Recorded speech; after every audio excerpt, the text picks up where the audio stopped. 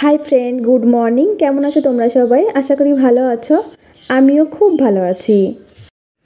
आज आमी तोमादेर साथे शेयर करब खूबई हेल्दी मिनी केकेर रेसिपि। এই কেকটি আমি তৈরি করেছি গাজর দিয়ে। ডিম তেল ঘি বাটার ছাড়াই খুব সহজভাবে একদম ঘরোয়া উপকরণে খেতে কিন্তু অসাধারণ। আর দেখো কতটা নরম আর সফট হয়েছে। তো চলো তোমাদের সাথে এই রেসিপিটা শেয়ার করে নিই। এই রেসিপি তৈরির জন্য আমি একটা গাজর নিয়েছি, ভালো করে খোসা ছাড়িয়ে পরিষ্কার করে ধুয়ে নিয়েছি। এখন একটা গ্রেটার নিয়ে নিলাম আর সেই গ্রেটার দিয়ে আমি গ্রেট করে নেব। খেয়াল রাখবে যেন মিহি কুচি হয় তেমন দেখেই কিন্তু গ্রেটারটা নিয়ে নেবে, তাহলেই কিন্তু এই কেকটা ভালো হবে। আমি এইভাবে পুরো গাজরটাই গ্রেট করে নেব। পুরো গাজরটাই আমি গ্রেট করে নিয়েছি। এখন আমি চলে যাচ্ছি চুলাতে। চুলায় একটা কড়াই বসিয়ে দিয়েছি, আমি এখনও চুলার জালটা অন করিনি। এখন দিয়ে দিচ্ছি গ্রেট করে নেওয়া গাজর আর দিয়ে দিচ্ছি হাফ কাপ মতো চিনি। চিনির পরিমাণটা তোমরা তোমাদের টেস্ট মতো দেবে। এখন আমি চুলার জালটা অন করে দেব আর এই চিনিটা গলে যাওয়া পর্যন্ত অপেক্ষা করব। আমি মিডিয়াম ফ্লেমে রেখে এই চিনিটা গলিয়ে নেব। এটা করলে কি হবে, গাজরের যে কাঁচা গন্ধ সেই গন্ধটাও চলে যাবে আর এই চিনিটাও কিন্তু খুব ভালোভাবে গুলে যাবে।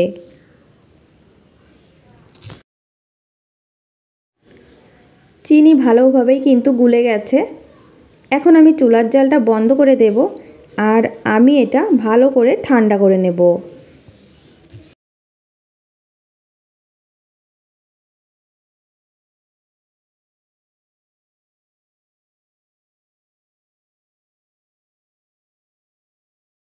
গাজর চিনির মিশ্রণটা ঠান্ডা হয়ে গেছে। এখন আমি এর মধ্যে দিয়ে দেব 1 কাপ ময়দা। ময়দার পরিবর্তে তোমরা আটাও ইউজ করতে পারো। দিয়ে দেব সামান্য পরিমাণে লবণ আর দিয়ে দেব 1 চা চামচের হাফ চামচ বেকিং পাউডার আর চা চামচের 3 ভাগের 1 ভাগ বেকিং সোডা। এখন আমি দিয়ে দেব আগে থেকে জাল করে ঠান্ডা করে নেওয়া দুধ। তোমরা চাইলে এটা জল দিয়েও মেখে নিতে পারো। আমি একবারে দুধ দেব না, অল্প অল্প দুধ দেব আর এটা মেখে নেব। এইভাবে আমি কেকের একটা ব্যাটার তৈরি করে নেব।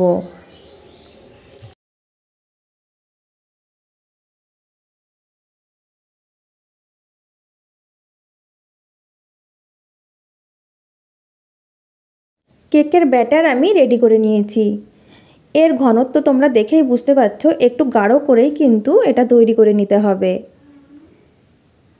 এখন আমি চলে যাব চুলাতে। আমি আগে এটাতে পিঠা তৈরি করতাম, এটা কিন্তু খুব ভালো করে গরম করে নিতে হবে।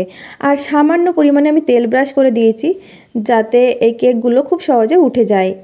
যেহেতু ঘনত্বটা একটু বেশি তার জন্য আমি এই হাত দিয়ে দিচ্ছি, তা না হলে চামচ দিয়ে দিলে কিন্তু চারিদিকে ছড়িয়ে ছিটিয়ে পড়তো। এখন আমি চুলার জালটা বন্ধ করে রেখে আমি এইগুলো দিয়ে দিচ্ছি। পুরো ভরে দেবে না, একটু ফাঁকা রেখেই দিতে হবে। আমি একটু সাজিয়ে নেব, তার জন্য চেরি আর কাজু বাদাম একটু ছোট করে টুকরো করে কেটে নিয়েছি। তোমরা তোমাদের পছন্দ মতো ড্রাই ফ্রুট দিয়ে সাজিয়ে নিতে পারো। এখন চুলার জালটা কিন্তু বন্ধই আছে, আমি এখনও অন করিনি। তো এটা সাজিয়ে নেওয়ার পর আমি ঢাকা দিয়ে দেব আর 6 থেকে 7 মিনিটের জন্য লো ফ্লেমে হতে দেব। আর যদি কোনো ছিদ্রযুক্ত ঢাকনা হয় তাহলে একটা কাগজ দিয়ে বন্ধ করে দেবে। প্রায় 7 মিনিট পর আমি ফিরে এসেছি, ঢাকনা খুলে নিচ্ছি। দেখো কেকটা কত সুন্দরভাবে ফুলে গেছে। যতটা ফাঁকা ছিল ততটাই কিন্তু পূরণ হয়ে গেছে। এখন আমি একটু উল্টে দিচ্ছি। যদিও বা কেকটা হয়ে গেছে তবুও একটু ছেঁকে নিচ্ছি, ছেঁকলে কিন্তু বেশি ভালো লাগে। এইভাবে উল্টে দিয়ে আমি 2 মিনিটের জন্য লো ফ্লেমে রেখে ঢাকা দিয়ে হতে দেব।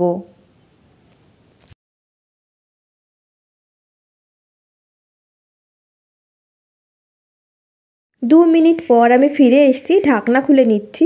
এই কেকটা পুরোপুরি রেডি হয়ে গেছে।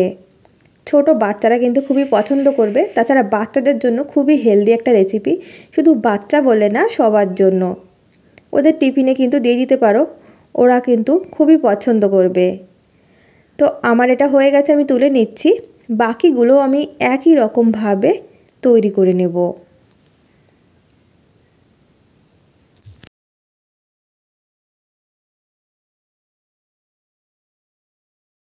তো বন্ধুরা, তোমাদের কাছে এই রেসিপিটা কেমন লেগেছে?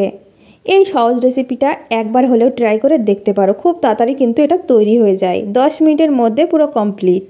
আর তোমাদের কাছে যদি আমার এই রেসিপি ভালো লেগে থাকে, লাইক, কমেন্ট এবং শেয়ার করে দিও।